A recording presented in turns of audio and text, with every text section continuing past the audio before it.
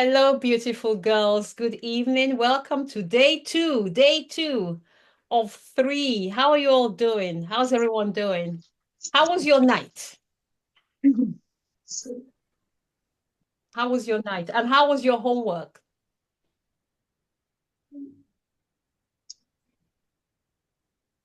Did anyone do their homework? You're looking at me like you're surprised, like what homework? Natasha. I tried to Yeah, do my I was just saying before the others joined, I was like one of those rushing to do their homework before the call starts. And like it reminded me of being at school again, like the good girl syndrome of like, can't not turn up without my homework done. Oh, bless you. Bless you. That's again what dedication looks like when you want to do something, not just for yourself, but because you feel it will impact on other people and you don't want to let someone down, right? You don't want to let someone down. And even myself, like to even show up today when you're going to build on it. Like if I haven't done the homework, well, then really, what's the point in you're not going to be able to layer on top of it. Exactly, exactly. Because day two builds on day one, day three builds on day two. Absolutely right. Even yourself, because you'll be letting yourself down. And then you won't get as much out of your time investment, um, which is the most important investment, to be honest with you. So yeah, great, great, great. Hey, Bere, well, welcome. You look beautiful as usual, and you and I are matching in colors. Did you check what I was wearing today? Welcome. So, who would like to share some takeaways, thoughts, reflections, perhaps from yesterday, from their homework? Something may have hit you after we finished yesterday, because it's always afterwards, I think, as we're lying in bed sometimes, that we kind of reflect on our day and we have different thoughts. Is there anything anyone would like to share on the homework, on what we did yesterday, and what may have hit you? Yeah, I want to share. Go on then. Well done. Okay, so last night I was thinking about what you said. Um, sure, I don't want to mess up what you said because I wrote it down. You said, "What am I able to do as a result of the transformation?" So I was thinking about my own journey and my own life and what my own transformation has let me be able to do. So I kind of wrote it down. So I want to share a few of them. Please. Wonderful. Okay, so what I am able to do now as a result of my transformation, be vulnerable, be loving and accepting of myself, self-awareness, able to trust myself again, to get unstuck and be effective, live authentically, work in my purpose, be creative, be effective, allow close relationships and intimacy, increase confidence and self-worth. I'm able to handle setbacks well, recover quickly from emotional triggers. So those are a few. There's a lot of them, but I had to write down all the things that I couldn't do before that I could do now. That I'm seeing in my life now. There are about 18 of them, but I'm hoping I can use this to come up with something. I don't know, but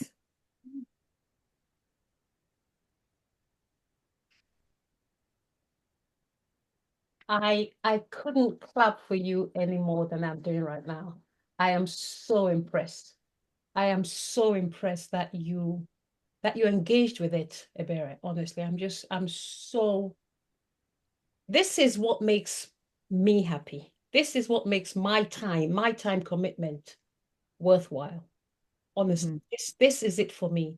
The fact that that person being you, heard what we discussed, took it away, reflected on it, took it seriously enough to actually do the exercise and then write it down. It makes me showing up today worthwhile. I want to say thank you. Thank Thank you you. on your behalf as well. I want to say that I also did your homework for you. I did a bit of Ebere's homework for her. Um, because I work in this field.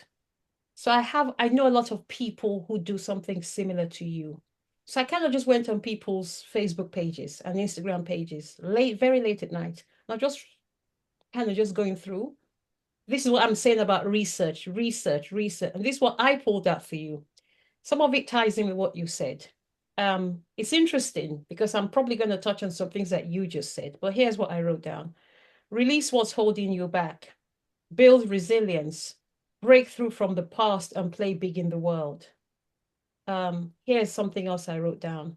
Trauma and victim are not your most empowered high ticket buyer. That's what I said to you. The maximum you're likely to get is $5,000. If that's what you're aiming for, then that's fine.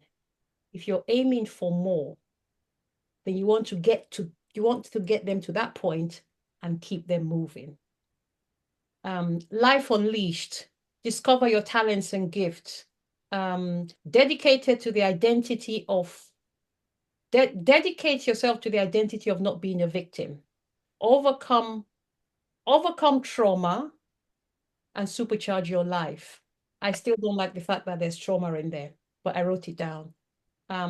Sell a positive identity, healed, empowered, and supercharged. Take your life back. Life coaching, define success, setting boundaries, quantum leap, smash your limitations, access your true potential, and create your best life. Somebody said create your best life. I changed that. I would rather say create a life of abundance. But that's what I put down for you. So take any or all or none of that as you wish. Wow, that is amazing. Thank you. Thank you. And I want to say before we get started today, ladies, today we're going to, I'll let you know what we're going to do today. But there's something I said yesterday that I thought maybe I didn't explain myself as best as I could. And I hope you're all doing well. Lindsay, great to see you here.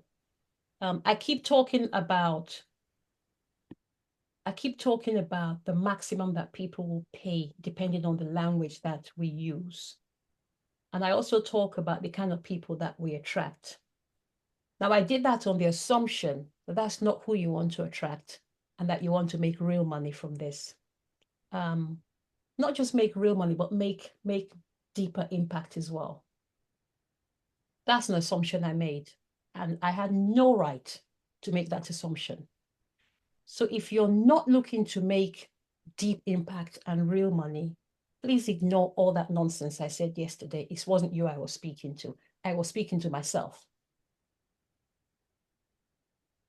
I want to say that again. If you're not looking to make deep impact, take people to not just out of hell, but into heaven, and have them sing your praises and pay you adequately for it, ignore what I said yesterday. I was speaking to myself. If you are, then I was speaking to you. I just want to make that really abundantly clear. And I want to say also, the reason why I talk so much about money is that I have invested, as I said yesterday, approximately $500,000 US. It's an investment. What do I mean? I intend to get it back. So I will talk about money because I'll spend the money. I need to go make the money back, right? So if you say, oh, why don't you talk about, and there's also something else I've noticed. I used to get really sick and tired of people talking about money in this industry. And I thought it was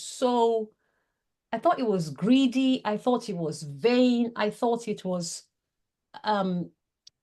just not really what sophisticated people do. If I'm to be honest, I thought, that it just shows the kind of mentality that these people have. There's nothing better than going on a journey yourself, because then you feel the pain that other people may have felt. Having invested what I invest or what I've invested, I'm going to talk about money because I've spent the money and I want to make it back. But there's a bigger reason. When you talk about money, you're automatically pulling a certain category of person and you're leaving the victim behind. Not many victims talk about money. I said it. I said it. So don't be shy to talk about money, especially when you've invested in yourself. And you've all invested in yourself by virtue of life, right? And if you create impact for people, then you deserve to demand to be rewarded for it. Every single time I have invested in a coach and the coach has said, I will work with you for $35,000, I have never walked away and thought, oh, who does she think she is? Instead, I walked away saying, how can I get 35 G's to put in her account tomorrow? Because I needed the result. Yes, Alina, money gives us options. So we shouldn't be shy to talk about money. Money makes the world go around. And even if you are interested in being in a not-for-profit space, the only way you can help not-for-profit people is by not being a not-for-profit person. You can't help the poor by being one of them. I'm sorry, that's just the harsh reality of life. You cannot help the poor by being one of them. To help the poor, go get money, then go back and help people. So I just want to get that out there. Welcome to day 2. Okay, so today I want to we talked yesterday that I called it 4 moves. 4 moves that I recognize now looking back on my journey. Those 4 moves are my 4 pillars.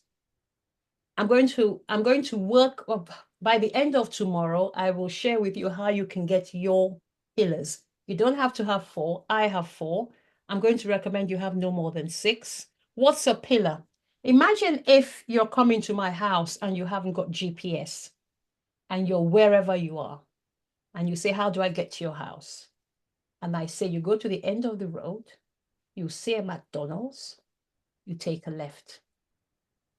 That McDonald's, that milestone is your pillar number 1. You cannot come to my house. You will not get to my house without taking a left at McDonald's. You go all the way to the end of the road, you will come up to a roundabout, take the 3rd exit. Pillar number 2. What do I mean? Imagine that your client is at A, you're trying to get them to Z. What are the 3, 4, 5, maximum 6 absolute milestones they must hit to get to Z? You may say to me, Ene, there's about 1 million milestones. I know. Cluster them, and have about 4, 5, or 6, maximum 6. Some people say 7 because they say 7 is a magic number. Fine. But definitely, they're absolutely no more than 7, because you want it ideally to be something that people can remember. I think after 4, people struggle to remember. But that's what the pillars are, right? That if you think of them as milestones to get your client from where they are to get them from hell to heaven. What's the journey? Each step in the journey is a milestone. So I've got 4 milestones, 4 pillars. The first one is clarify. Clarify your message, clarify your mission, clarify your purpose, clarify what you want to speak about. That's what we did yesterday. The second is then connect to the identity of the person that does that. We touched on that yesterday. Let me say that there's no way we can, in 3 days, go deep into all of this, because this is typically, it's a 90-day program. Yeah, I can see you nod, Natasha, you're getting it. It's a 90-day program. So we're literally doing a whistle-stop tour. But I'm just going to be totally transparent. At the end of tomorrow, I'm going to invite you, should you wish to go deeper with me and actually go through the process, I'm going to make you an invitation to do that with me. My job is to make you an invitation. Your job is to accept or reject. Either way, we're good. I'm going to be running these masterclasses much more regularly. You will know about them. You can attend. You can choose to attend. The choice is yours. I will give you the choice and trust that you know what you need when you need it. So pillar 1, clarify. Pillar 2, connect with the identity of the person that does that thing. Because for a lot of us ladies, information is free. You can go on YouTube. You will not get my pillars on YouTube, but you may even get better than my pillars on YouTube. But what you will not get is implementation, hand-holding, somebody looking at you, your life, your business, and taking you from A to Z. What's my point? We have all the information that we need. But until we step into the person that can do that thing, that information is useless. And what we need to help us step into the person that can do that thing is typically a coach, somebody who can help you see the you within you. Remember yesterday I said there's a you within you. There's a you inside of you. That's pillar 2. Pillar 3 is what we're doing here right now today. It's craft and communicate your message. And I said yesterday, let me find because I wrote it down again because I didn't want to forget. And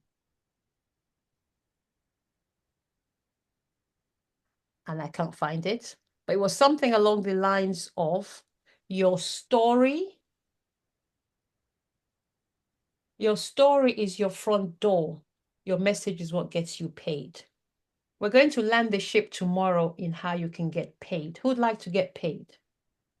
Who'd like to get paid? Thank you. Yeah, Lindsay. Lindsay, your hand shot up like, come on, show me the money. Show me that money. Your hand went up before I even said paid. Yeah, show me the money. Everyone wants to get paid, right? By the way, ladies, your life experience is your life experience is what you have already put into life to then get paid on. So you've already paid your dues. That's what I'm trying to say. You've already paid your dues. You've already paid your dues. It's now time for you to turn around and get rewarded for your dues. So craft and communicate is what we're going to be talking about today. Alina, you're only with us for another 35, 40 minutes.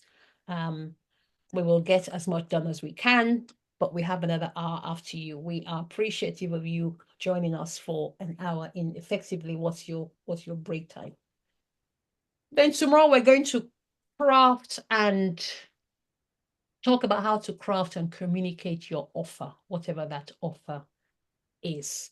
And let me say that whether your offer is we're going to do this tomorrow, but I just want to say while we're here, there are different types of containers that you can put out into the world with your offer. The container is simply a container. What's in the container can be used in different containers. What do I mean?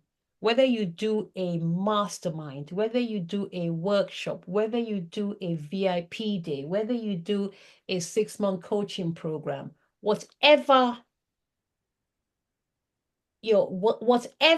whatever the journey is that you're helping people go from A to Z is your content. Your container can change. And over the course of your life as a speaker, a coach, a trainer, you will probably have multiple containers. But for the purpose of this masterclass, I'm going to invite you to choose one container, land it before you go and pick up another container.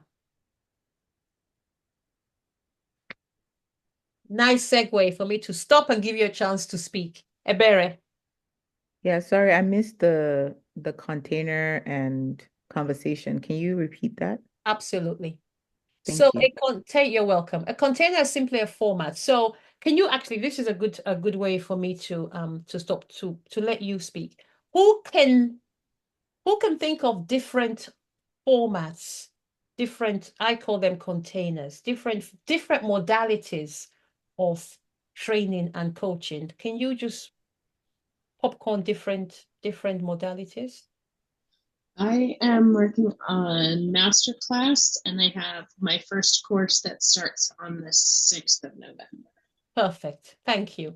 That's two, masterclass and a course. Anybody else? Workshops for me. Workshops, thank you. Thank you, Alina. Thank you, Lindsay. Anybody else? Things Okay. like podcasts. A podcast, I wouldn't call a podcast a container. Why? Because, no, I wouldn't, a container, when I say container, what I mean is a podcast is a speaking container. Here, I mean a training container.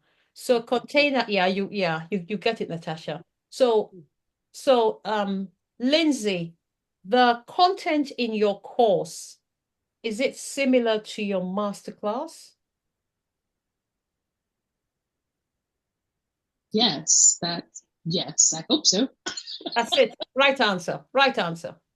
Right answer. What do I mean? Your content is your content is your content. How you deliver it is what I mean by container. So for instance, this masterclass is a 3-day masterclass. Now, what we're going to do today, just today in 2 hours, just today, is already, I also offer it as a 2-day workshop. Just these 2 hours. So I'm taking a little piece of my craft and communicate module pillar, and I'm giving it to you, sharing it with you in 2 hours today. But I also deliver it as a 2-day workshop where we go deeper. So the workshop is a container. The masterclass is a container. Does that answer your question, Ebere? Yeah. And depending on the container, you then go deeper. Right? I can do an 8-hour VIP day on the same thing, 8 hours.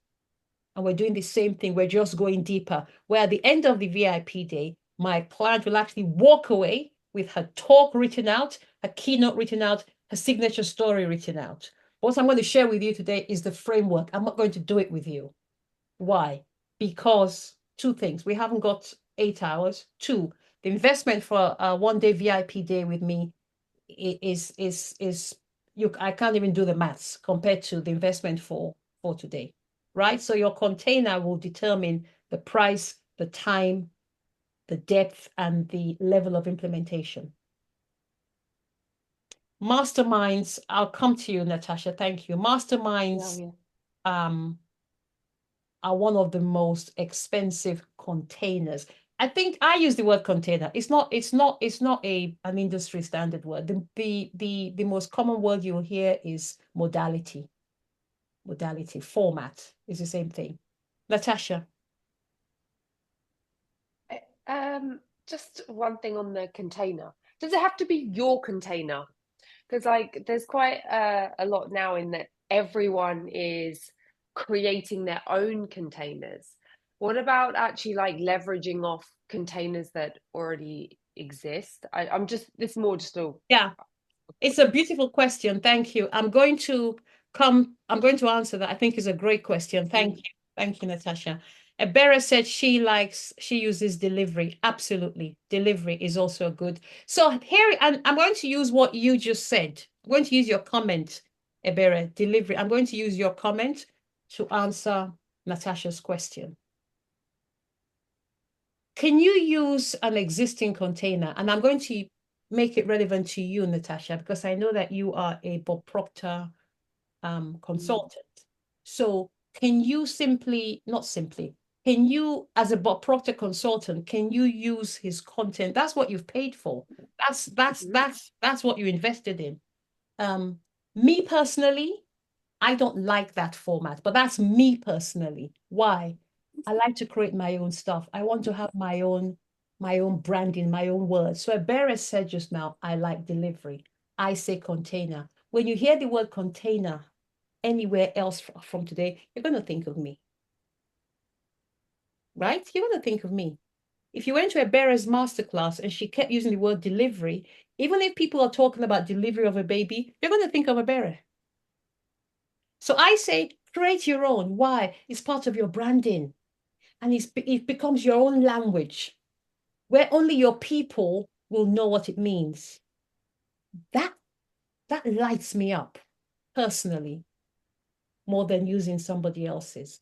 But you can start with somebody else's, and that's what you've invested in.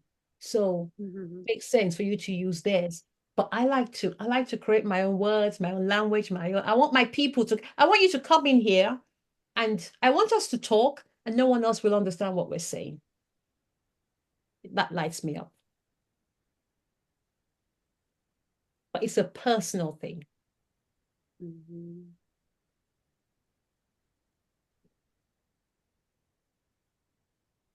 Can I share something? Please. I think this conversation is reminding me of a program that I'd say it was a master class for life coaching by, I think, Brave Thinking Institute. And I think the whole idea is to kind of use their own container. Yeah. Yeah. And that for me personally, that didn't work for me because that was not really what I mean, I wanted the structure, but the content was not, I don't want to deliver the same content basically. So I think it would depend on like what the person wants to do, I guess. I don't know if what I'm saying makes sense, but for me, it didn't work for me. Just taking their container and using it because that's not what I want to do. Even though I want the structure, like I want to know, I want the structure and the system that they're using, but the container wasn't going to work for me, if that makes sense. But yeah, it does make sense. Thank you. It does make sense. Natasha, I don't think there's a right or wrong. I think it's a personal thing. It's a personal thing. It doesn't work for me. But that's because I'm at an age now, Natasha, where I'm very big on creating my own legacy. But different people at different ages or in different mindsets. There's no right or wrong. So sorry. Please. Yeah, please. I was just gonna say I started the same way, Natasha. I became a facilitator of a program we brought into our company, right? So I think there is a time and there can be a time where it's valuable to use someone else's structure, someone else's content,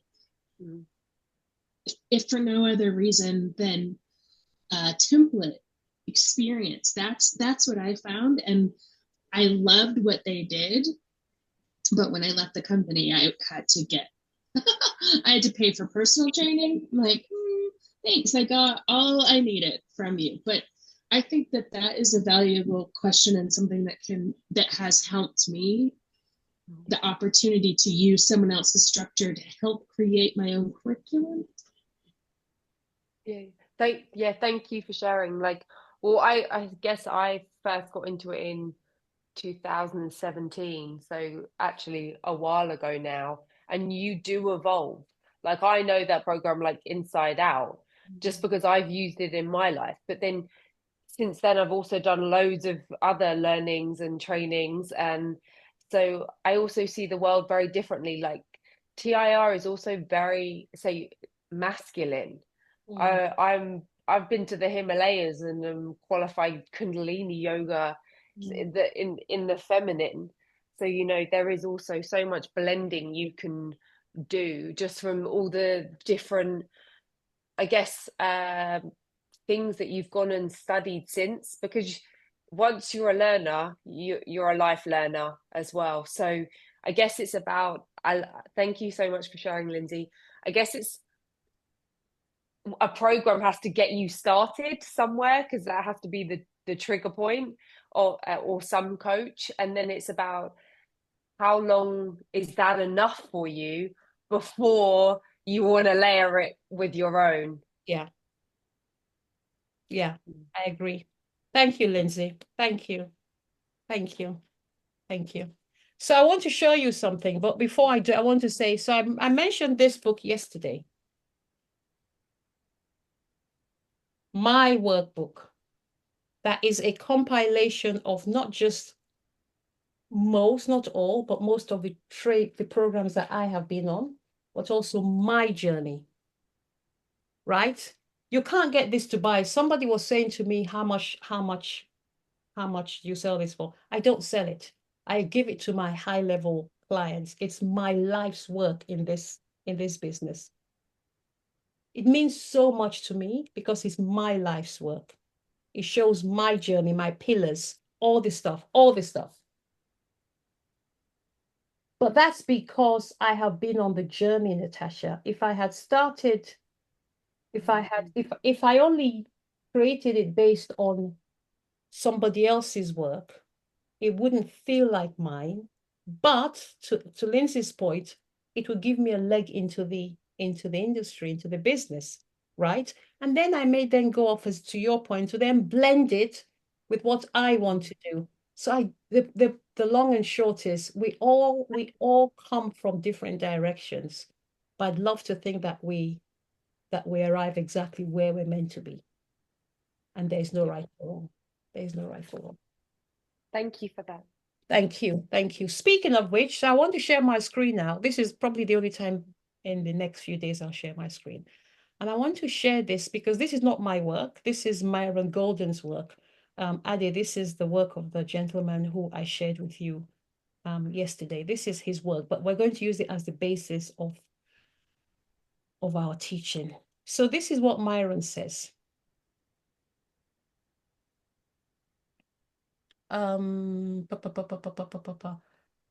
Why? Can you see my screen? Yes. Can you? Yes. Why can't I?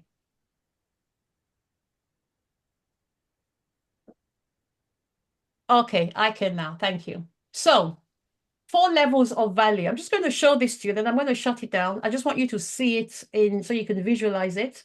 And then we're going to talk about it. But I want you to see my face and I want to see your faces. So I'm going to shut it down. At the bottom, we have implementation. Next up, we have unification. Next up, we have communication. And then we have imagination. Now, a lot of people are at the bottom. No. The bottom of this is the 4 levels of value of our contribution to the world. It's not based on our individual value. It's based on our contribution to the world. It's how the world values what we give it and pays us. It's not to say that anybody is more or less valuable than the other. We're all of equal greatness. But unfortunately, some of our work is evaluated differently. So at the bottom of the food chain are the implementers. These are people who work with their hands. These are people like, think of anybody who works with their hands. These are customer service employees. These are, sorry? I said a mechanic. Mechanics, people, contractors, anybody who works with their hands. There is a limit. There is a physical limit to what they will earn. It's just the way life is. There's a physical limit. There's only so much you will pay a plumber. There's only so much. A lot of the time, these guys, and when I say guys, I'm being generic now, it could be gals. These guys will then have to work more hours to get more money. So they trade, as they say, dollars for hours. This is the bottom of the food chain. What happens at this level is they then say, oh, I want to earn more. So what do? They become managers. They go to the unification level and they become managers of the people at the implementation level. And at this level, you then have not just the work of the implementer, but you then have to manage those people. Now, I don't know if any of you have managed people, but it's got to be the most awful job in the world. Managing another. Lindsay, you come from human resources. You know exactly what I mean, right? Managing people is like, are you serious? So we often then get promoted only to realize my life is actually worse than it was before. Because now I'm still doing the work. I'm managing people. No. And there's still a physical cap to what people at this level get paid. physical cap. The manager of somebody who manages a union of contractors cannot earn that much more. Sometimes they earn even less than the people that they manage. If the people that they manage have a specific skill, they can still earn more than their managers. When I worked in technology, people that worked in cybersecurity earned more than the managers of the people that worked in cybersecurity. This was at a time when cybersecurity was really a big thing, not now where things have settled down. But the cybersecurity guys in IT in those days, they could command a fair penny more than their managers. And then the next level up is communication. I'm going to shut this down now because I think you know the last two, communication and imagination. I really love to see people's faces. The people at the communication level are effectively speakers. Who here considers themselves to be a speaker? Thank you. Hashtag we're all speakers. These are people like, these include presidents, actors, singers, CEOs. Have you noticed in all the Fortune, we say FTSE 100. I worked for Visa, HSBC, Shell, Goldman Sachs. All the CEOs, all of them, bar none, was not the most brilliant person in the organization. Yeah, Natasha, they're not the most brilliant person in the organization. The number two was probably more brilliant than them. But what did they have? What do you think they had? The number one guy. That's it, Alina. The gift of the gab. The gift of the gab. The gift to create a movement through the power of their voice. The number two guy will stay number two. Sorry. The number two, God help you if you're a good ops person. Your ceiling has been reached. Your ceiling has been reached. Natasha, God help you if you're a good ops person. I say again, COO, you will not make it to CEO. They will bring somebody from outside to CEO above you. You're still there at CEO level. Yes, Ebere. Why? The person they bring in can speak. It's literally the most important skill we can acquire. Even Warren Buffett says so. Yes.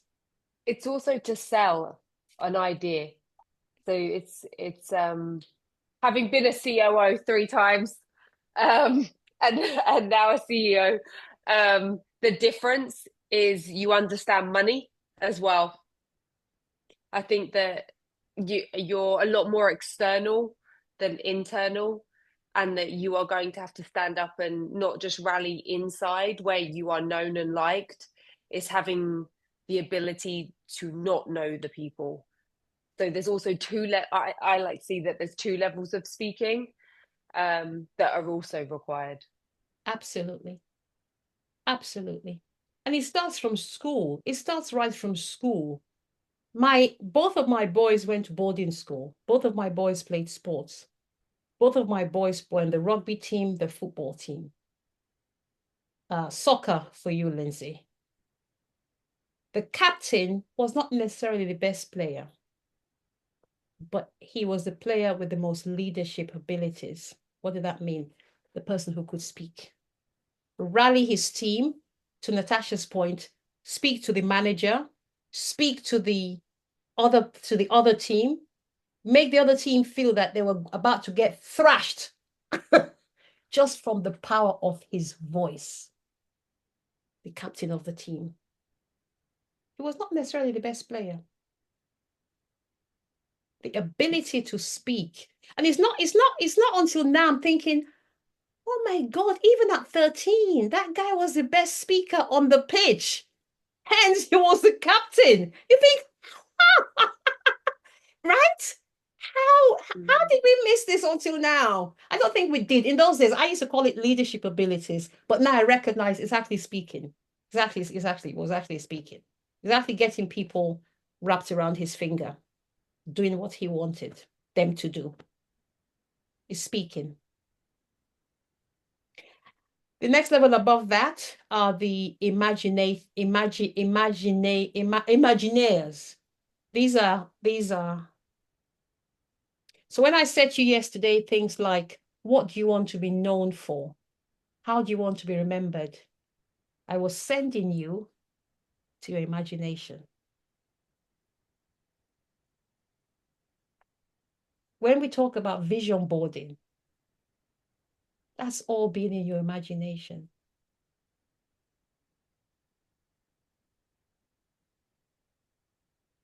When I asked you to think about what your 5-year-old girl was saying to you, that was your imagination I was sending you to. And I said to Ade, don't use this, use this. That was her imagination I was sending her to. When you can imagine it, and then you can speak to get people rallied, you have a movement. What we want, ladies, is to have a movement.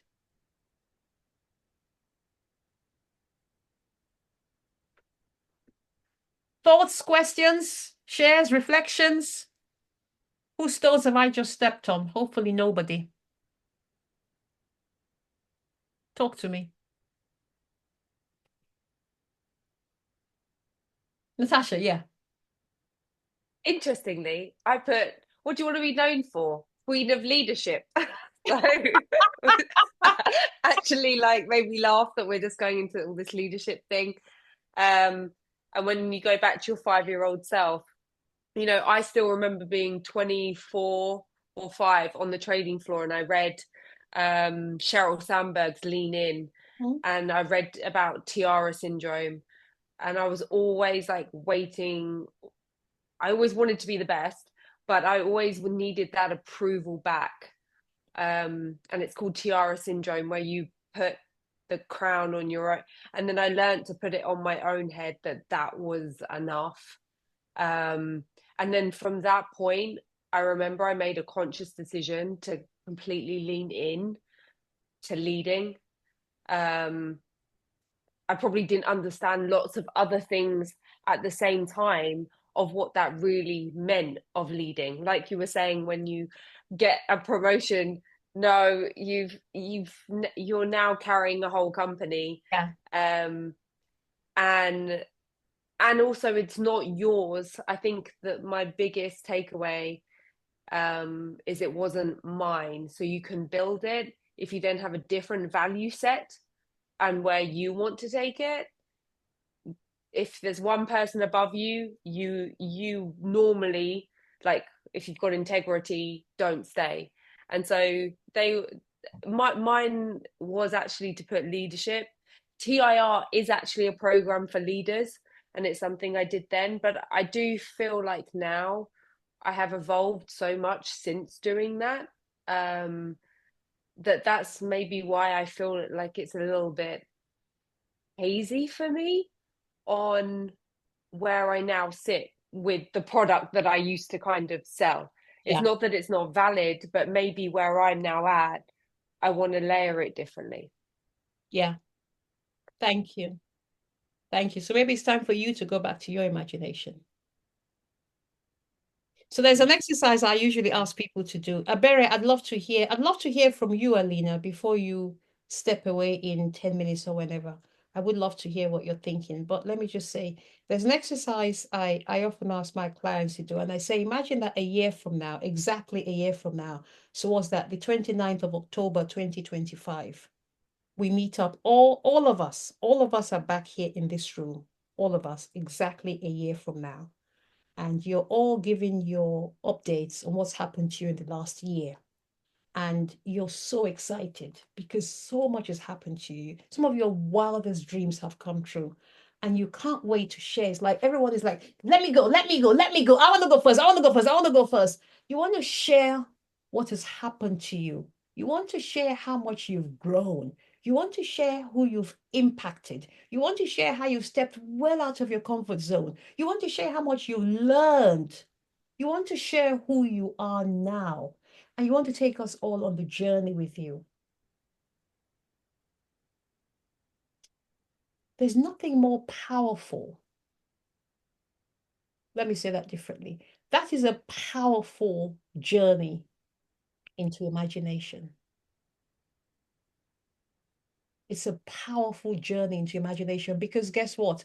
It allows your brain to go to sleep and then allows your soul to speak. So maybe that's your homework for today. Before I ask Alina to share something before she goes, that's your homework for today. On the 29th of October 2025, all 6 of us, Ade maybe would have sorted out her laptop and her phone. So there'll be only one Ade on the screen. Maybe, maybe not. Am I picking on you, Ade? And Betty was like, oh no, she didn't. Oh no, she didn't. Oh yeah, she did. She went there. Well, don't worry, I have a brand new laptop right there. Brand new laptop. And a brand new phone. Everything brand new. You heard it here first, girls. You heard it here first. And we're recording. We have evidence. I'm teasing you, Adi. No, but seriously, on the 29th of October 2025, we all come back in here and we're all sharing our updates. What will you be so excited to share with us?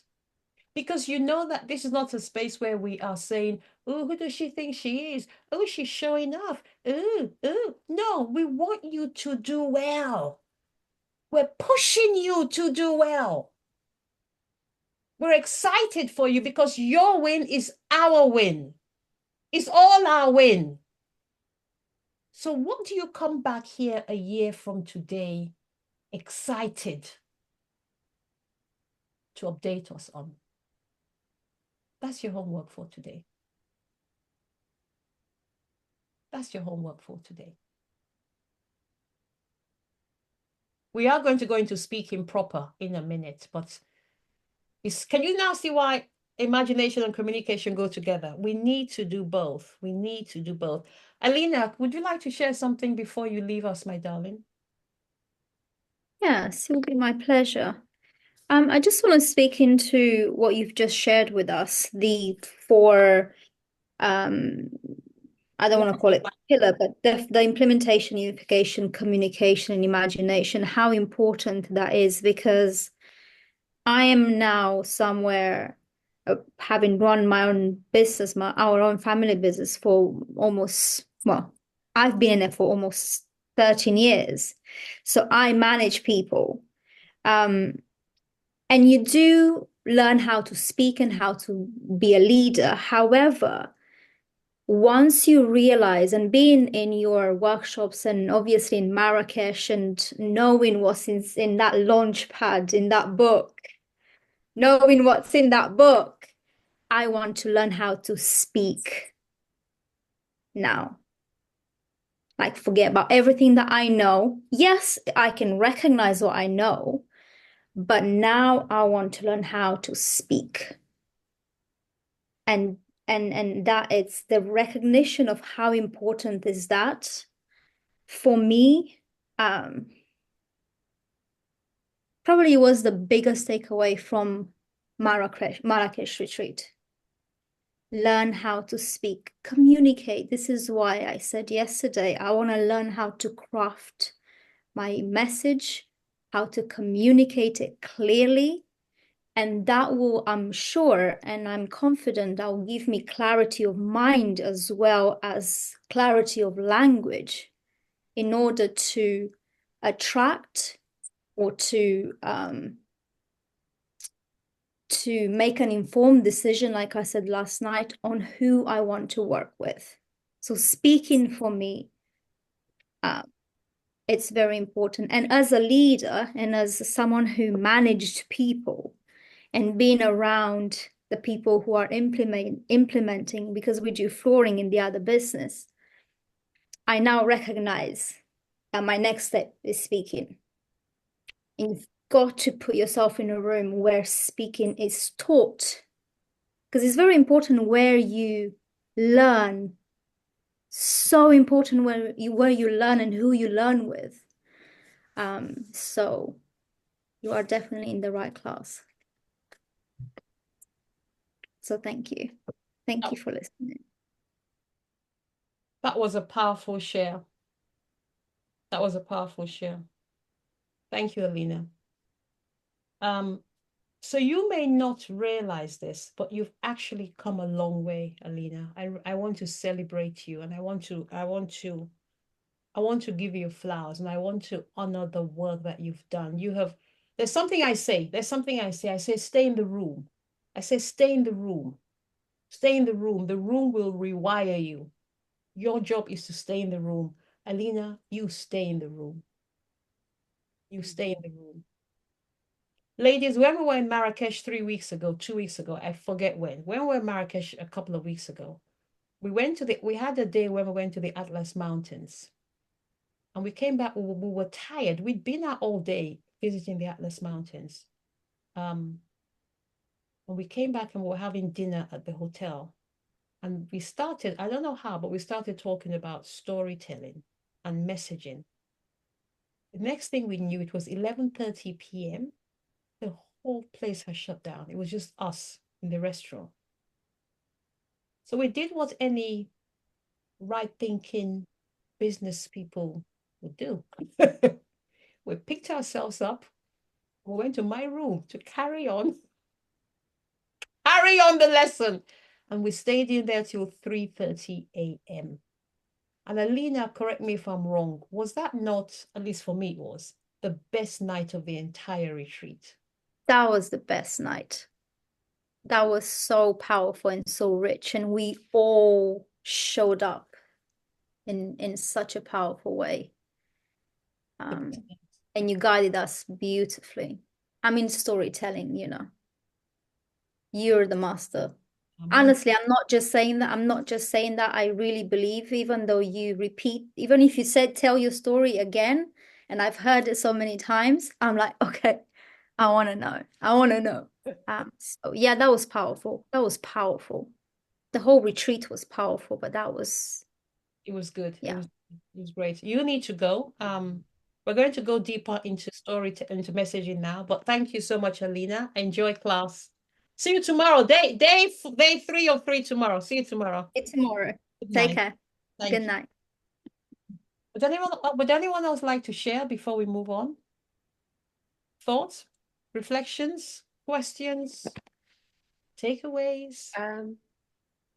Just wanted to echo probably what Alina just said, that I think sometimes it's about acknowledging where you are in it and then what you need to learn next.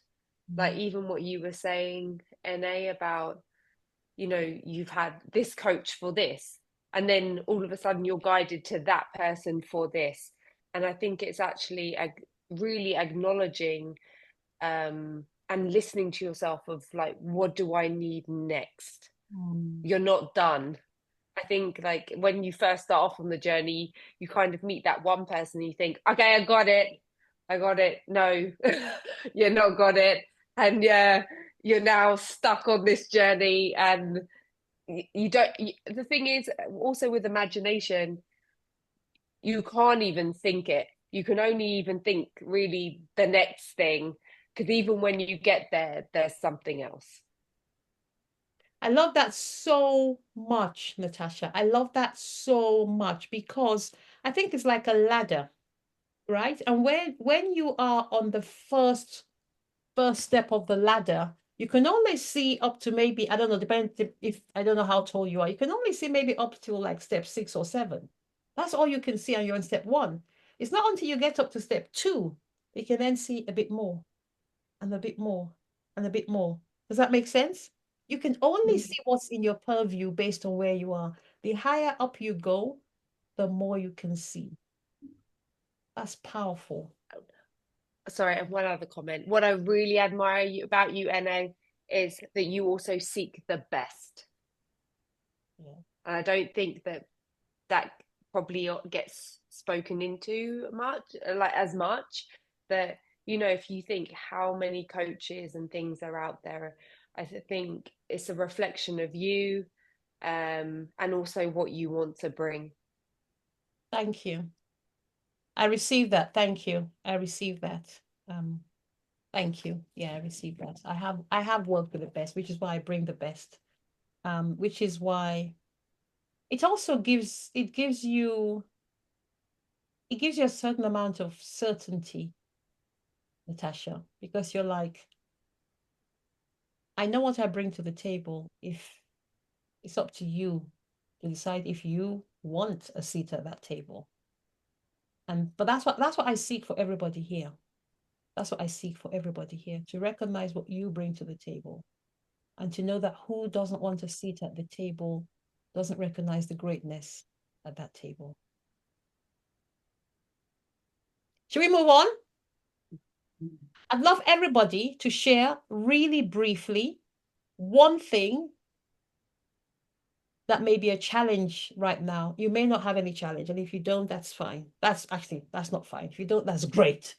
But one thing that's a challenge that you think is a challenge now in getting your message out, in creating and communicating your message. Just one thing. Would like to go first? So I'll go first. Ade. For me, it's still trying to kind of like, knowing what I want to do, but kind of like clarifying it in words. I think that's it. Does that make sense? It does. Thank you. Just on that, I met you, Ade, I think maybe a year or two ago. Your message is actually still the same. Just in case, like the thing you wanted to do then is still what you want to do now. Yeah, So but it's kind of like how to kind of like clarify it on how to write it, get it all together. Kind of like I've got it in. I know what I want to do, but it's kind of like, how do you put it into words? I don't know if that. you told me it. You told me it. Like when we met. I think I don't know, I'll let Ede say, but I think sometimes we get so lost in being perfect about something. I don't know. No, go on. No. What I'm saying is that, like, when I met you, like, you wanted to do the same thing you want to do now. So there's some kind of block on, you need to create this perfect message. Like, in a way, write it in the most simplest language. I want to help, Christian women, find their voice or find their purpose. Okay, thank you. Through the Bible, and maybe what Natasha's saying is right. Maybe I'm trying to look for this perfect way of putting it, and that's where I'm kind of like struggling, because I know what I want to do, but every time I kind of like come up against it, it's as if like, no, I don't know what I want. Not that I don't know what I want to do, but how do I clarify it? I think you're telling yourself. Yeah. Sorry? Yeah. You're telling yourself that. I agree with Natasha. I help Christian women find their voice, find their purpose. The thing that may be missing from that statement is so that. What's the so that? But I shared with you today, Ade, the cheat sheet to finding the answer, and that is do your research. You have to do the work. The answer will not suddenly come to you. You have to go out there and speak to people. There are two ways: speak to people, research. Speak to people, research. Actually, those are the two things that stuck out to me yesterday when you did say, like, do the research and especially go out and speak to people. That was people. Speak to people. And don't make it difficult, and don't think it's got to be difficult. Don't think it's got to be difficult. Sometimes not sometimes, all the time, the simplest thing is the best. You don't want it to be so sexy and so mysterious that people are like, what does she mean? No, keep it simple. But a 6-year-old will get it.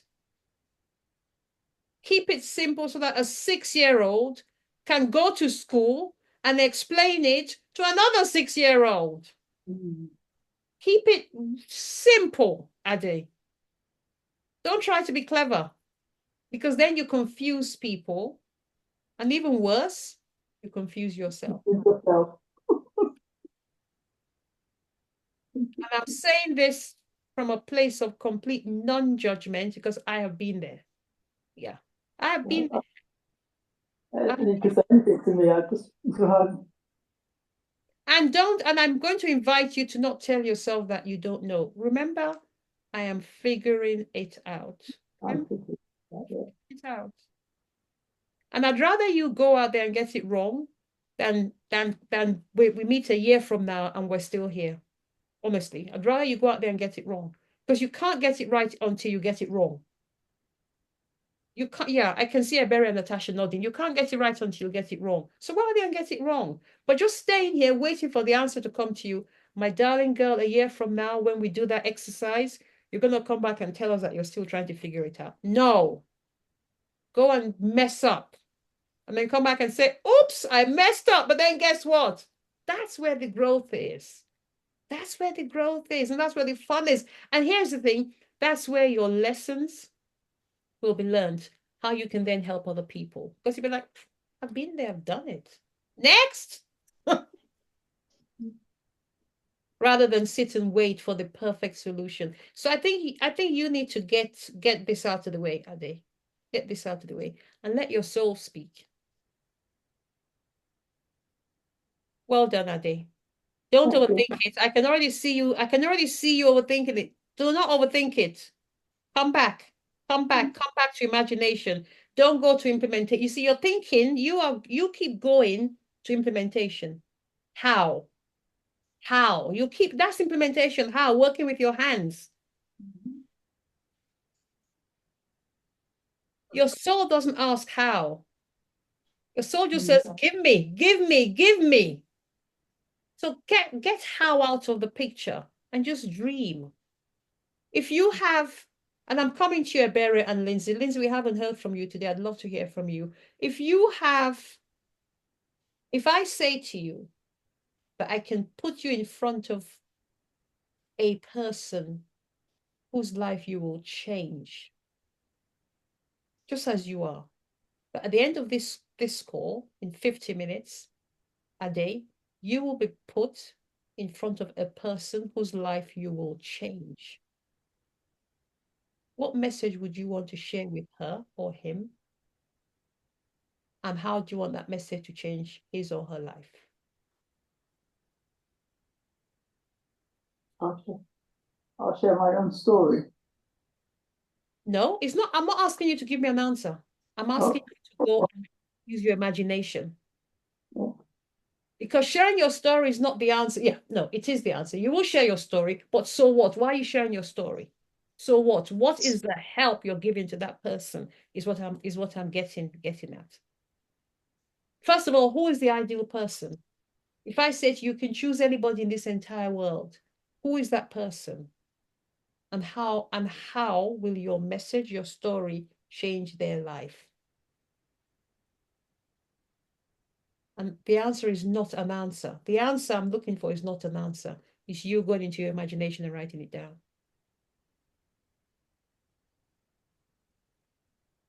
And that question actually applies to everybody in this room. Who would you want to spend an hour with? I would love to spend an hour with a woman who's had a successful career, whose kids have grown up or doesn't have kids, who's not financially strapped, who is educated, who's successful, or who says, Ene, I feel so unsuccessful because I know that I'm meant to do something else with my life. And I know I have a voice. I don't know what that voice wants to say. I want to travel the world and I want to help people. Ene, can you help me? That's who I want to spend an hour with. So my question to you is, who do you want to spend an hour with?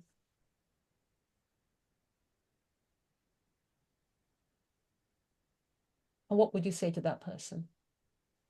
And how would that person's life be changed at the end of that hour? What will he walk away saying, I can do this? See, everything we've just done in the past 2 minutes is all imagination. But if we stay in implementation, we're not going to get much traction. There's a time to come to implementation, but we start off in imagination. If you live in implementation, my darling, you will not get any traction. Who'd like to go next? Well done, Ade. Thank you for letting me work with you. Who'd like to go next? I'll go. Partially because I feel like I am in a similar space to Ade. I think I am getting too far into the weeds, trying to figure out, like, what do I mean? What does this look like? And so I keep getting tripped up with, am I focusing on the right audience? Is this really what I'm trying to do? Am I extending myself too much? Those kinds of things. And yeah, and and I also was thinking about the homework, and I want to be known as the queen of kinder relations. And like, that's my whole brand. The future of HR is human relations instead of human resources. And but it's so much bigger than that I keep getting lost in, where it's not just human resources. Human resources is the world, right? I think you said it yesterday, wherever you go is somebody's workplace, or did I read that somewhere? Anyway, you're always at somebody's workplace. So human relations, HR is important wherever you are. Does that make sense? So that's where I am, sort of trying to pull it all in and have a basic message, but not so specific that I get lost. Thank you, Lindsay. Can I share something with you, ladies? I'm going to respond to you, Lindsay, but I want to say this. The best way do you know the best way to transform people with the power of your voice? Does anybody know the best way to be a transformational speaker? The best way to be a transformational speaker? Can anybody Go and speak? Actually go and speak. Yes. And what do you say when you speak? Very good. Your story. Your story. You tell your story. Okay, in response to what Lindsay just said, I'm going to do it. I'm going to do it, and I'm going to tell you what I just did. Lindsay, many years ago, maybe like 20 years ago or more, my family were looking to buy a house where we live now. I live in a place called Northwood. We're looking to buy a house in Northwood. Northwood is a very, very it's a very affluent area. We didn't have the money to live in Northwood, but we had the dream. We had the dream, but not the bank account to live in Northwood. Okay, don't laugh at me, Ade. Listen, the money was missing, but the dream was alive and well. Okay, and living somewhere else. So anyway, I used to I was a stay-at-home mom at the time. My boys were much younger, and so I was the one who was constantly getting it was so long ago that we didn't have internet online housing, whatever it's called, Rightmove and all this. People still used to put post leaflets to you. So you'd go and register with an estate agent, what you would call a realtor, and we would get leaflets in our door by post. So every couple of days I'd get leaflets in our door. And all the houses that we got were not what we were looking for, or out of all the houses that we got that we could afford were not what we're looking for. The houses that we wanted, that we liked, were completely out of our price range. And this went on for weeks. This went on for months. But we didn't stop dreaming. We just were like, one day, the money and the dream are going to find each other. This went on for months. There was a house that we kept getting sent. I did not like the house. I didn't visit the house. I didn't want the house. We didn't want the house. But we kept getting the leaflet in the door. We kept getting the leaflet. So after a while, I said, you know what? I'm fed up with this house being sent here. I'm going to call these guys and tell them, I don't want this house anymore. Please don't send me this house. So I called the estate agent and I said, listen, you keep sending me this house. We don't want it. He said, have you seen it? I said, no, we're not interested. We're not interested in the neighbor. We're not interested. Do not send us this leaflet again. And he said, fine. 3 days later, leaflet got dropped. Guess what was the first thing I saw? The same house. So I phoned him and said, you know what? Maybe when you updated your records, it overlapped, but I'm still getting this leaflet. He says, I'm sorry, Mrs. Obi, it will not happen again. I said, thank you. A few days later, I was leaving home to go and pick up my son from nursery. I walked out of the front door, locked the door, jumped into my car. I was reversing out of the drive in our old house to go and pick up my little boy from nursery. That little boy is now 25. At the time, he was about 2. So this was 23 years ago. And as I was driving out of the drive, the postman was coming up the street, and he saw me, and he literally put the one item, one piece of mail in my hand. So right there on the drive, I opened it. I saw it was from the estate agent. Opened it, and guess what it was? The same house. I don't even laugh. It was the same house. It was the same house. So now I'm really annoyed because there's not enough time to have passed for their records to be updated and for me to no longer be getting this house. I was mad. But I had a few minutes to spare. So I thought, okay, you know what? I will drive past the house so I can phone them and say, I've seen this house. Now, can you please stop sending me this thing? Natasha, don't even laugh. I drove past the house. Can I say that we lived in that house for 12 years after that? My boys were raised in that house. I drove past the house and it was the most beautiful neighborhood we could ever dream of living in. What's my point? Life can't go wrong, is my point. Life cannot go wrong, Lindsay. Let me say that again for anyone at the back. Life cannot go wrong.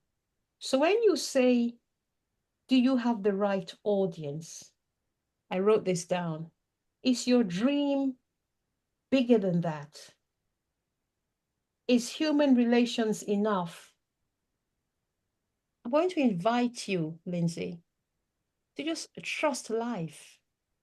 Life cannot go wrong.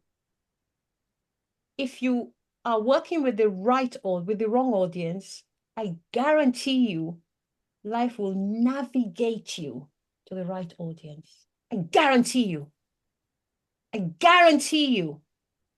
If it's bigger than human relations, I guarantee you, you will get to human relations and you will keep going to the bigger dream. I guarantee you. If the dream is bigger than what you can dream right now, I guarantee you, when you find this dream, the next dream will happen. My invitation to you is to just move and let life do its thing.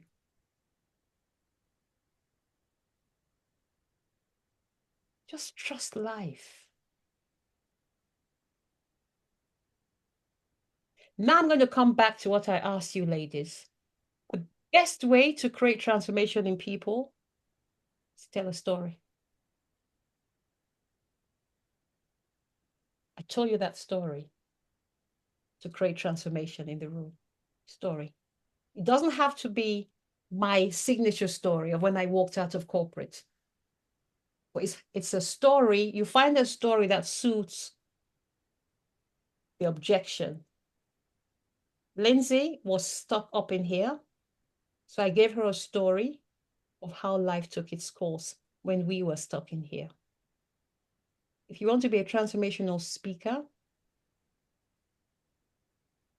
I dare you to speak in stories and what transformation happened in the room.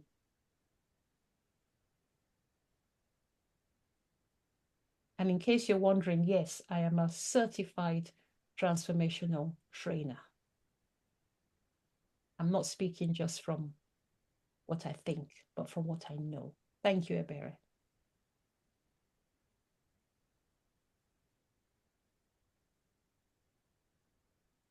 Thoughts, reflections, comments? By the way, it's also good to stop every few minutes and let people reflect and say back to you what's going on in their minds. Natasha. Mine's actually, what is your dream, Lindsay? Do you know?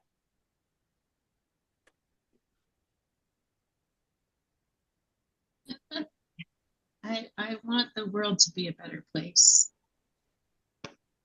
I mean, it's as simple as that. I think that we should treat people better than we do. The world needs to be kinder. And that's it.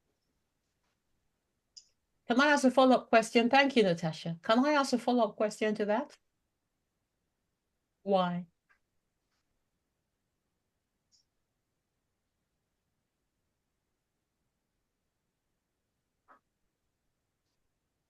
Because there's too much hate and division and harm that's happening, especially in our world. And the US is, I mean, we're a week away from God knows what. And it has to be better. It can be better. We can be better people. We can be more, our humanity is at stake. And I believe that we need to take it back. Thank you. I'm going to invite you, Lindsay, to ask yourself that question, why, at least 7 times. Because what you said, which we unfortunately don't have the answer to delve deeper into, is you didn't actually answer the question. You said it has to be, it can be. But what I'm going to invite you to ask yourself is why? Why must it be? Why is it non-negotiable? Why?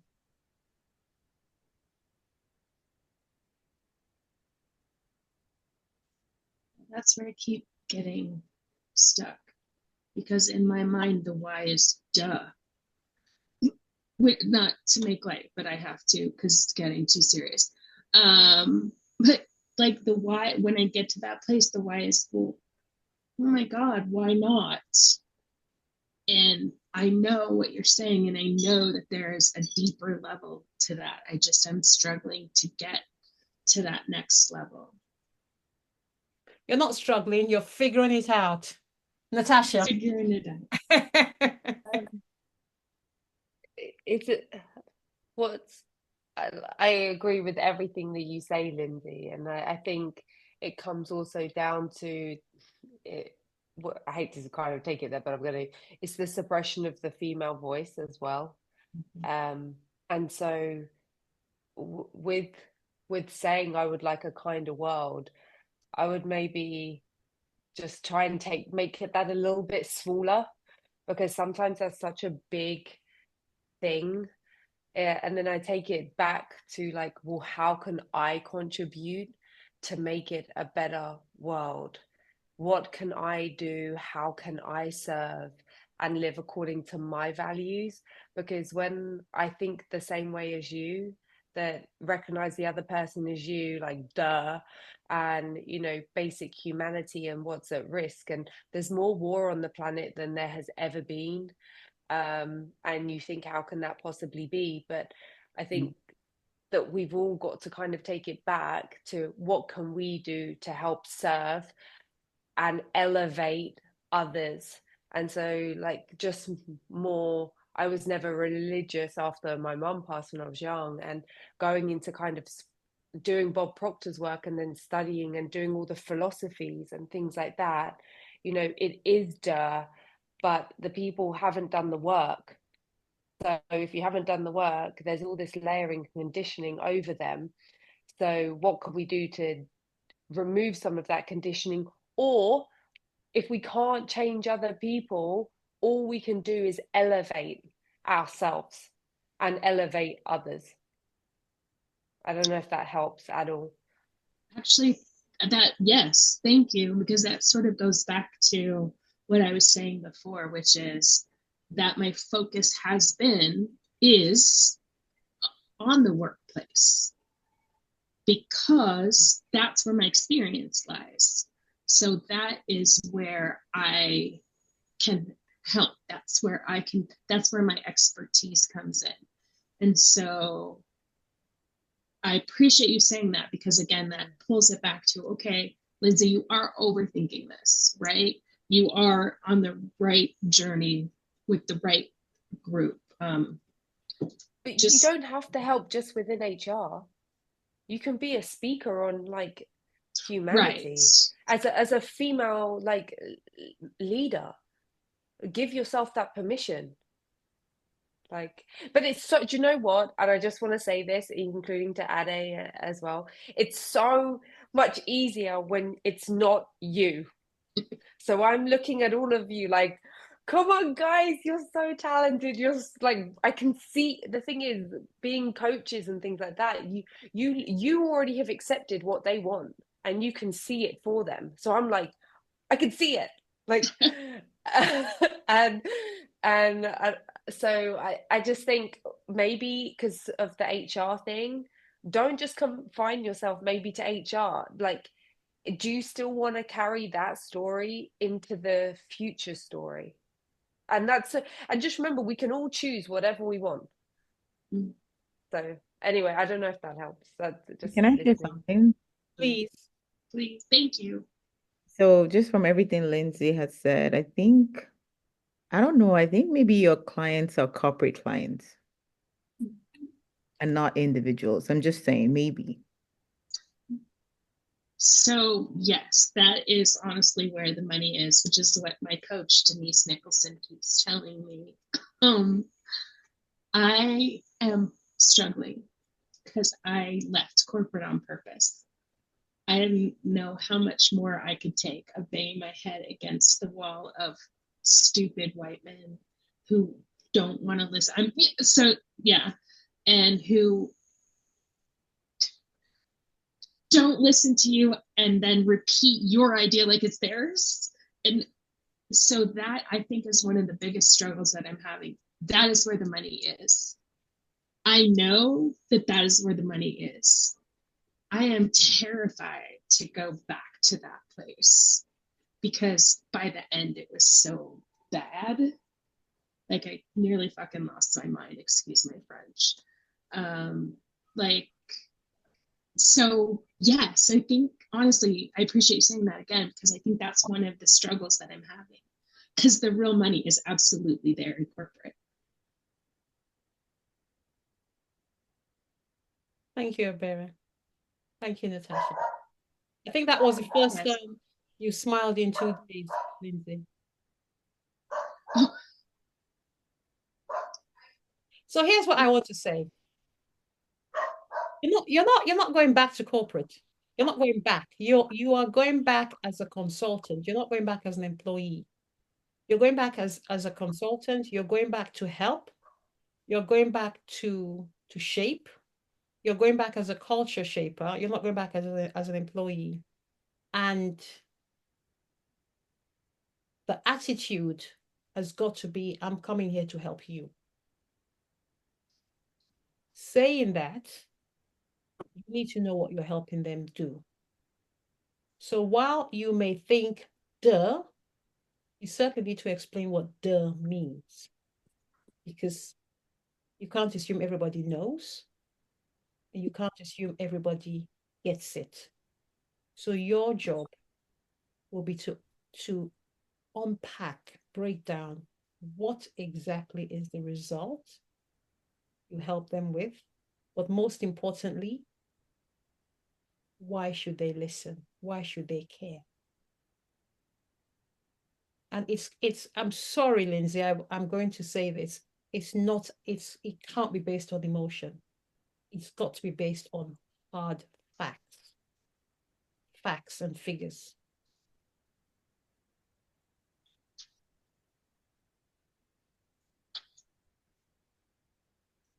You may feel strongly about it, and that's fine. Your words will have to come from a place of tangibility. Why should they care? Because when you say that there's much more money, there's money in corporate, that's fact. But there's also corporate also have a bottom line to look at. They have a bottom line to look at.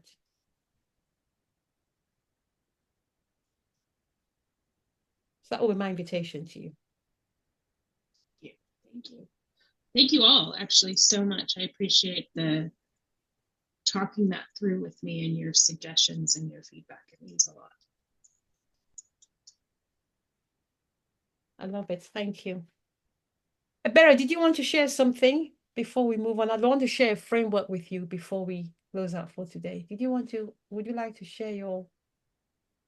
Yeah, I don't know what to share. There's a lot. Like, if you notice, I've just been taking notes for myself as things come up. But I think when you asked Lindsay why, when she said what she wanted to do, I want to make the world a better place, and you said why, it felt like you were asking me why. And I had to quickly write down my why, which is, so I'll start with the problem, then I'll get to the why. So I think what the problem that I had in my own life and the problem that I see in a lot of people's lives is that they are looking for some type of change or some type of transformation on the outside. However, the problem is that they are not transformed, right? And if you're not transformed, you can't transform anything, whether it's your life, your relationship, your finances, or whatsoever. So for me, my personal life, until I had my transformation, inside transformation, only then could I transform anything on the outside, my relationships, my career. And I've been wanting to do this for a long time. I couldn't even do it because I wasn't changed, right? I didn't have the confidence to do it. So I think my why in relations to transformation is helping or working with people to have that inside transformation, emotional and mental, so that they are transformed, empowered to transform their lives, because they cannot transform anything until they're transformed. So I think that is really what I'm very passionate about. It's an inside job. So I have to find a way to package it, but I do know that people are looking for transformation on the outside. So when I speak to it, I can speak to all the things they want on the outside, but the work it's an inside job. So you asking her why, that came to my mind. I'm like, oh, okay, I think this is it, so that's my why. Yeah. I love that. Thank you. There's this saying, only transform people can transform others. It's so true. It starts with you. You have to go first. When I was training to be a transformational coach, that was the first thing we heard. You go first. You go first. I can't lead you to a place that I haven't been. So you go first. Here's what I think. I think Natasha used the word lighthouse yesterday. I think when you're transformed, you become a lighthouse. You become a lighthouse. You can't help but be a lighthouse. And you don't even need to explain it to people. People will see it in you. People will be like, what have you done? What's happened? You're different, right? You're different. There's something about you, because there'll be a peace about you. There'll be a knowing. There'll be a certainty. There'll be a thinking process. You think things through before you respond. And people will begin to notice. So you go first. I see it in you. You're very calm, you're measured, you're considered, you're thoughtful. And I actually think that you're a lot further along than perhaps you give yourself credit for. I think you're a lot further along than you give yourself credit for. I think the only thing that we need to perhaps work on, Ebere, is the so what. The so what. So what's in it for me after I'm transformed? What's in it for me? How do my relationships get better? Not just my relationship with my spouse, with my children, with my parents, with my friends, with my community, but my relationship with myself. Right? Yeah. It starts with me. It starts with me, Ebere. So what will my life, we're back to what we said yesterday, what will my life look like as a result of this transformation that you're inviting me to go through with you? I think that's what we just need to kind of finesse. And saying, I don't like things like living your best life. I don't even know what that means, because I think that's so, it's so fluffy. So I'd love to be a little bit more specific about what that means, so that again we can sell it. And when I say sell, I just mean buy people into the movement, into the journey. Does that make sense? Yeah, it does. The only other thing that, you asked a question earlier about is if there's anything that is stopping you or anything that's a hindrance. I think for me, it will be that I'm not giving myself permission and freedom to create. I feel like I'm so focused on what the message is that I don't have freedom to find out what it is, like, so I think that's where I'm a little bit, I guess, blocked, in the sense that I need to find a way to give myself permission, just create, just put something out there, and kind of, I think, I don't know, but I'm thinking maybe I can really find my voice in the process of that, instead of trying to find it ahead of time and then create, but just allow myself to create and in the process find it. So I think that's my biggest block. I want to give myself permission to create. How many people here have seen, thank you, Ebere. How many people here have ever watched a relay race? A relay race. Who's watched a relay race?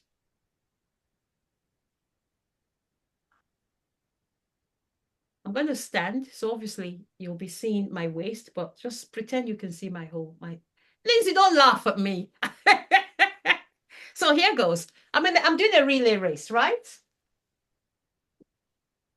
Tell me true or false. When I'm in a relay race, I'm leg 2 or leg 3 or leg 4, right?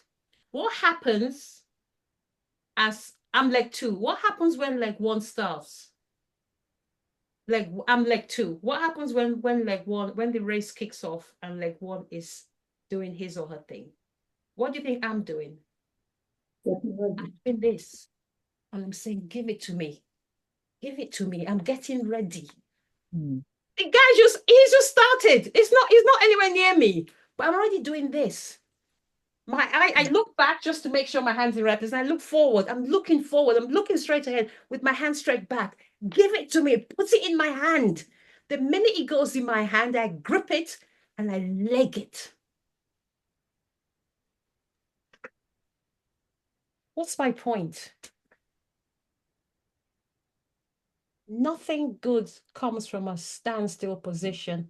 Just get moving. I'll come to you in a second, Natasha. Yeah. Just get moving. And believe it. The minute you get moving, life will shift things around and keep you in action. The minute we sit, we worry, my message, my story, my who, my why, you will go live on social media talking nonsense. And then somebody will say something to you, you'll be like, "That's my message. That's my message. That's my message." But if you hadn't gone live and talked nonsense for the first 5 hours, you may not have found that message. Do it wrong. Do it imperfectly. Just do it. Natasha.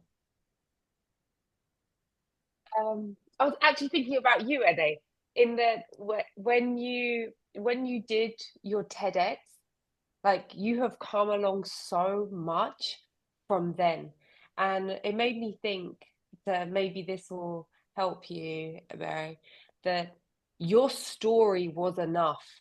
What you had done already. So I think, because I'm the same, so like I always think like, well, what do I need to be saying? All the rest. And I just think of actually your story at the beginning was enough. Like whatever you've kind of gone through, that is the message. And I think we all get lost in, oh my God, well, how should we position ourselves, all the rest. And if you hadn't have done that, Anae, then you wouldn't have done all the other things that have come as a result of it. And so I don't know, that just came to my head also, just being here now years later after seeing that as well. And then I think also one of my mentors like years ago said, it's not about the how.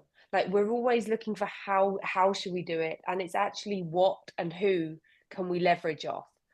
So, and also brainstorming with other people, like, you know, Ade, I was thinking of you. I was thinking she needs to walk into church tomorrow. She needs to say, I want to do a women's group. And how do I get that sorted? When can I start? And, you know, sometimes like the power of this kind of group and coaching and things like that, that others can see things for you. And so it's the who do you know? Like you, Lindsay, you know NA from other coaching and things like that. It's like, who do you know that can help you get there, and what one thing can I do today to move it forward? Anyway, that was what I thought. I don't know if that helped. Thank you. Thank you. That was amazing, Natasha. That was so good. Thank you. That was so good. And there's something you said that you may not even have realized. You may not have seen the link. You said, one of your coaches said, we often think about the what. Sorry, we often think about the how. Say the how rather than the what. Yeah, well, the how, guess what, people, is implementation. We're back to that same model. The how is we're constantly thinking, how do I do that? I don't know how to do that. That is implementation. Get your head out of there and take it to the what and the who. Guess what that is? Imagination. You see how Natasha just gave us the same model. A lot of what we're stuck in the, but I don't know how. You don't need to know how. You need to know what you want to do and then figure out who can help you do it. Ebere, I don't mean to embarrass you, so I hope you don't take this the wrong way. But you have such a beautiful face. You're such a beautiful woman. And you've got beautiful hair, you've got beautiful composure, you speak well. Yeah. That if you just went out there and just said, I don't even know what message I'm really delivering. I just feel that there's something in me that is calling out to somebody. And I can't even put it into words.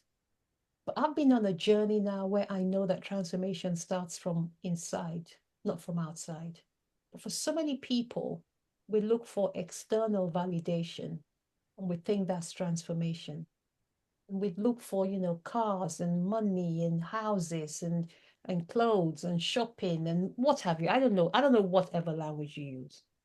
But really, I know from experience, because I've done all that stuff.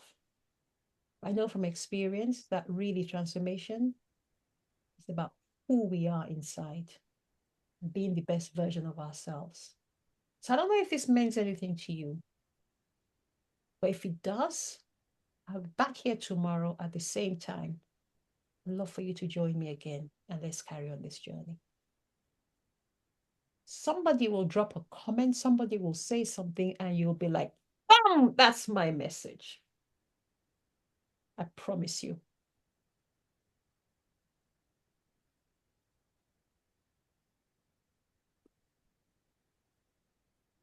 But too often, ladies, we want everything to be perfect before we go out into the world. Life doesn't work like that. Life is waiting for you to go out into the world. Just be vulnerable. I don't even know who this is for. It can't just be me, because I'm not that special. I'm beautiful, but come on. Come on. Right? It's that simple. And people will scroll past, and that's fine. If they scroll past, they're not for you. But the one person who is for you will say, it's me you're talking to. And that's how you find your message. And find your voice.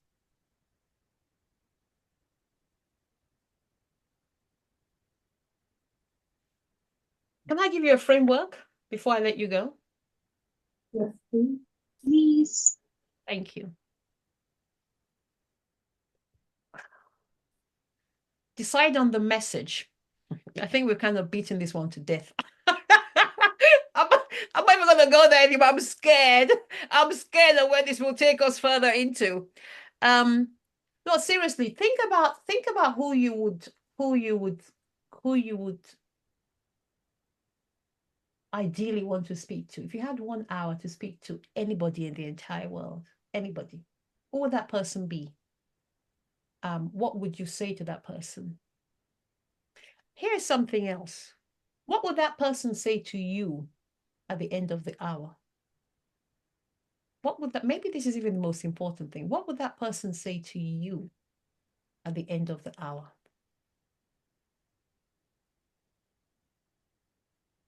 What would that person say to you at the end of the hour? So Lindsay, who's talking to corporate folks, you're put in a room with some corporate leaders. What are you saying to them? What are they saying to you? I'd like to give you a very simple, I really want to keep it because it's already 10 to 9 and I don't want to overwhelm you. We've had such a great, robust conversation, but I want you to take something tangible away from this time. So as well as our value ladder, that's something tangible. I want you to remember that. And whenever you are thinking about what you do next, just ask yourself, where am I? Where am I on this ladder? Where am I? Where am I? If you're worried about what you don't have in terms of skills, in terms of resources, in terms of knowledge, you're playing at the implementation level. So the invitation there will be to bring yourself out of that and come to either communication or imagination.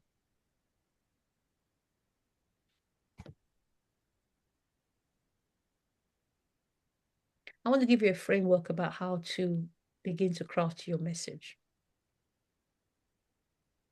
Because we just said that you're going to go on social media. So let's have a framework, a simple 4-step framework of going on social media. For those of who's ever been live, who does lives? Oh, you're familiar, you're comfortable with lives. Okay. Good, well done.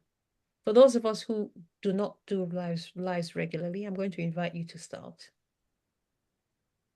I'm just going to give you a simple 4-step process, just 4. Have an introduction, introduce yourself. Say your name, Say what I'm going, say why I should invest 10 minutes of my time listening to you. Who are you? Open with a bang. Give me a nice hook. And why should I invest 10 minutes listening to you? When you start, so is there 4 steps? We're still on step 1, introduction. We're still on step 1. There are 4 different steps, right? I like 4s, as you can probably tell. Step 1, open with a bang. Give me a nice title. Tell me why I should listen to you. What do I mean? When you speak, go to you as soon as possible. What does that mean? A lot of people speak and it's all about I this and I this and I this and I this. Start with I, go to you as soon as possible, so that the person stays listening. So I'm really happy that you're here with me today. My name is Ene, and I'm going to be sharing with you in the next 10 minutes 4 steps to creating your, straight to them. And then invite them to engage with you. What specific challenges do you have in this area? Have you ever? So it's bringing them into the conversation. So you're not speaking at them, you're making it more conversational, right? So go from I to you as soon as possible, you, to bring them in and ask them questions. Have you ever, does this happen to you? Do you know what I mean? That sort of thing, right? So you're engaging. That's still introduction. Number 2 of 4, share a story. It doesn't have to be the story of your life. It doesn't have to be your signature story. It doesn't have to be, it can be like the story I shared about our house moving. It's got to be a story relevant to what you're going to share with them. It doesn't have to be your big signature story. But it could be a story about how you were getting dressed to come live, and then life tried to stop you, but then you told life, get out of my way. Just a story, because stories connect and stories engage. And actually, in general, when you speak to people, I'm going to invite you to speak in stories as much as possible. Short stories, but speak in stories and watch how people, the minute I started to tell that story, I wish you could have seen you from my screen. Everyone was like this. Especially you, Natasha. You're very what's the word? Expressive person. Share your story. In your story, so we're in step 2 of 4. In your story, you need to have three sections in your story: the problem, the solution, the payoff. The problem, the solution, the payoff. What was my problem in that story? We're looking to buy a house. We didn't have the money to buy it in the location we wanted. What was the solution? Eventually, those idiots who wouldn't get me off their list won.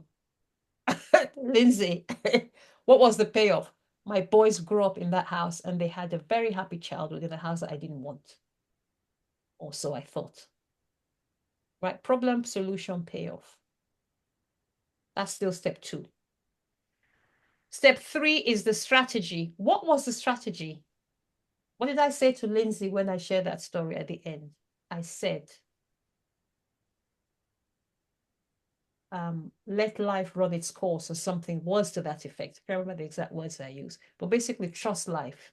That was the lesson. So I could easily have said to Lindsay, trust life, but it would have had approximately 0 impact on Lindsay. But by sharing a story, she saw the message, trust life.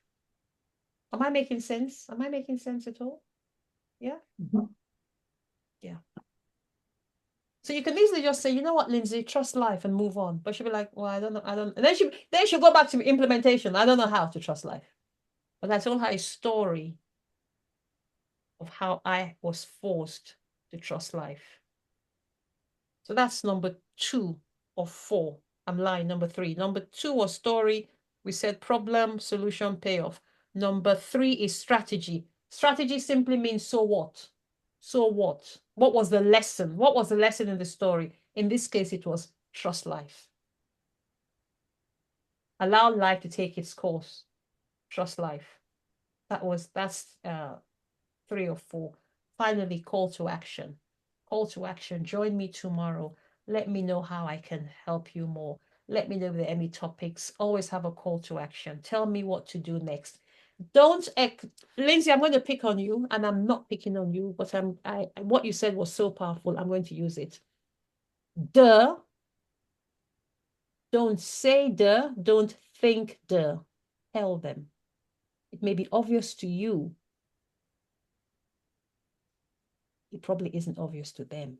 I know you meant that facetiously. I know you didn't actually mean it, Lindsay, but it's such a good teaching point. Tell me. Don't assume I know. Actually, the title of my book is Don't Be a Dick. Okay. So Okay, I think Lindsay just shut down Zoom. Okay. So I kind of do just say duh, but I give them a better explanation as to what that means. Yeah. So, yes, thank you. No, thank you. Thank you for allowing me to use it. Don't assume I know. I'm going to say something else. Don't assume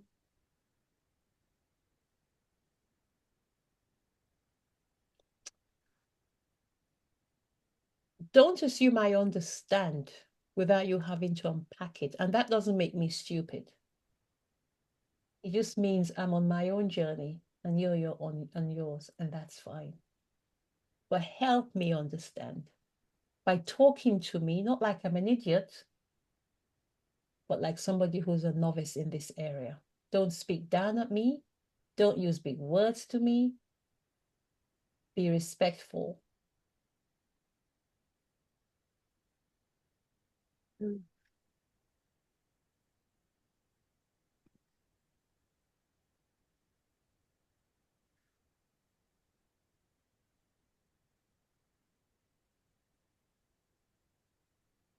I want to leave you with one thing before we wrap up. I want to tell you that you only need to be one step ahead to help somebody. Did anybody watch Catch Me If You Can? I'm going to download the picture. Let me see this. Of a lighthouse. Ooh. Ooh. It's in my book. It's in my book. Somewhere. Has anybody seen Catch Me If You Can? Leonardo, whatever his name is, I can't say his name. He acted as Frank Abagnale. Frank Abagnale was basically a scam artist who went around scamming people. He pretended to be an airline pilot and was getting free travel all around the world. And one time he impersonated a college professor and taught, I think it was like a university physics class. When the police eventually caught up with him, they asked him, how did you teach a college class? And he said, it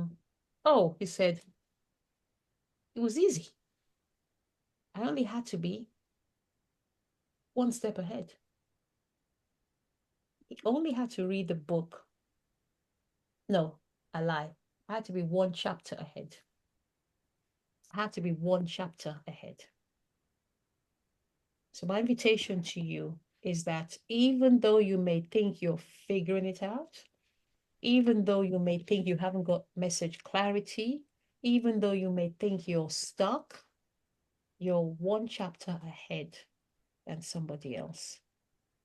And you have enough in you to go back and help that person.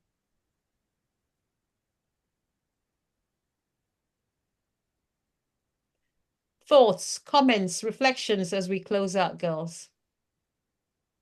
Was this of any value to you? Day 2?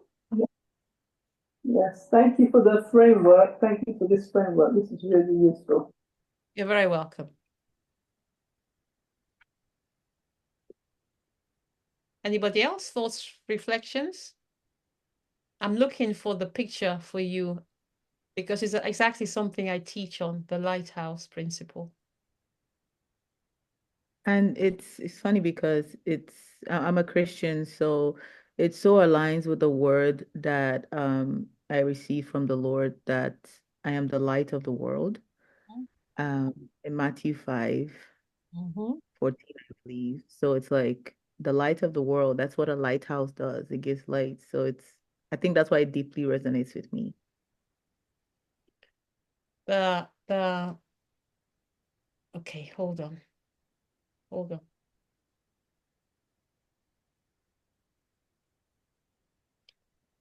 The role of the lighthouse. Can you see my screen? Yes. Yes. The thing with a lighthouse is it doesn't only light up when ships are coming in. Actually, this is a beautiful way to close. Ebere, thank you for taking us here. A lighthouse doesn't only shine or light up when ships are coming in.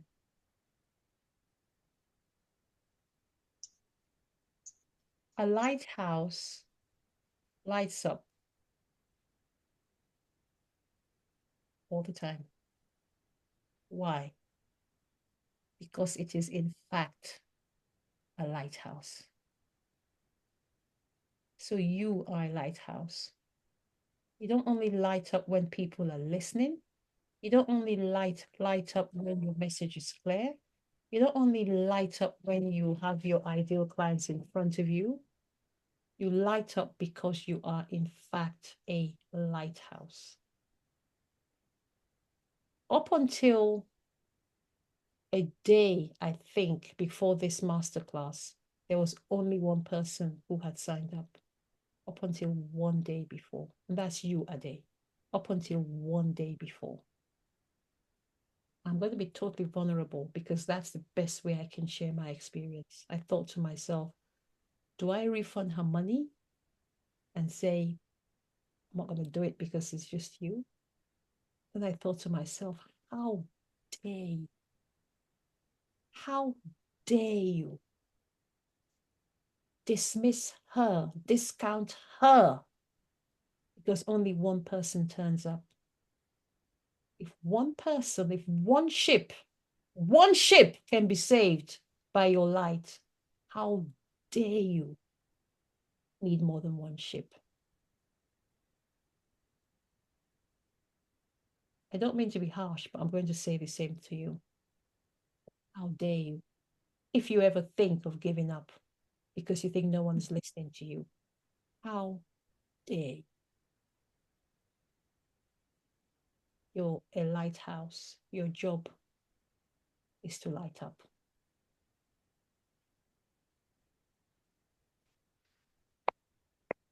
Give yourselves a round of applause.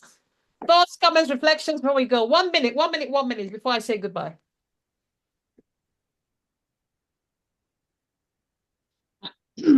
I just want to jump in and just tell you I will be late tomorrow.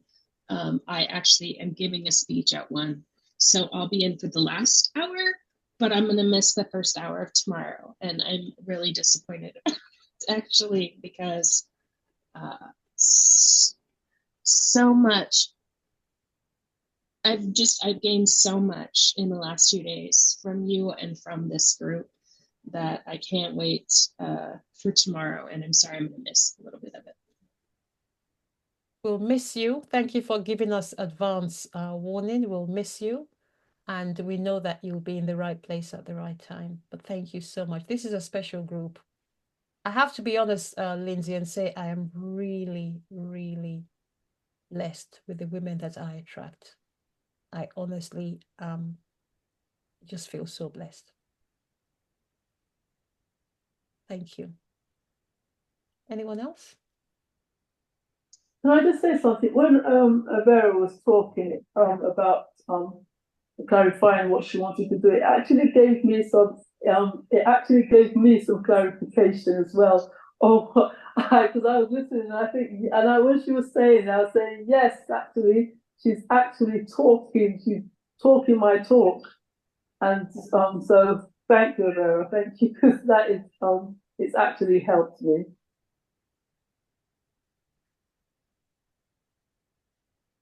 That's the way it works. That's the way it works. Thank you, Anna. Thank you. That's the way. I love it. I love it. Anyone else, ladies, before we say good night? No, I'm just actually looking forward to doing the homework. And I think they're really good exercises, and today has been like really, like, I always feel so blessed to be in these rooms and meet amazing people, and but then also to go and look at myself a little bit more. So, like, I'm grateful to have been here, and also it's put me in like some deep thinking mode or something. So that's why. Meditation! So yeah, exactly. Of like, really, what do you want that to look like for all of it? Bless you. Thank you. Very Thank good. you. You want to close us out? Sorry, Ade. No, I said thank you so much, Anna. Thank you so much. It's been a fantastic time. Thank you. And I have to get back and do lots of work You now. have some thinking to do, and get your head out of implementation, Ade. You are a big implementer. Get your head out of that space. It doesn't serve you. Ebere, close us out, please. Thank you, my darling. I'm just excited about going to be a lighthouse, and I think it's something that I can fully embody, just not just because it's like a picture of who I want to be, right? Like, because I feel like there's so much I can share and so much I can help, I can bring to other people. So I'm just gonna be confident being a lighthouse, staying grounded, giving my light always, no matter what's happening around me, and not allow that to change who I am. I'll just continue to be a lighthouse and trust God and trust the process. Amen to that. Thank you. Trust God and trust the process. That's powerful. Powerful. You fitted right in, Ebere, from the minute you stepped into this space yesterday. You fitted. It's like you've always been here. It's who you are. So I want to thank you for. I want to thank you. I want to thank everybody. Natasha, Lindsay, Ade, Alina, who will get the replay of this. I want to thank you all for bringing your best selves into this space every single time we meet. I look forward to seeing you tomorrow. And tomorrow we're going to be talking about how we create our containers. Now we all know what we mean by containers. Have a good evening and thanks once again. Thank you. Thank you so much. Bye, ladies. See you tomorrow. Bye.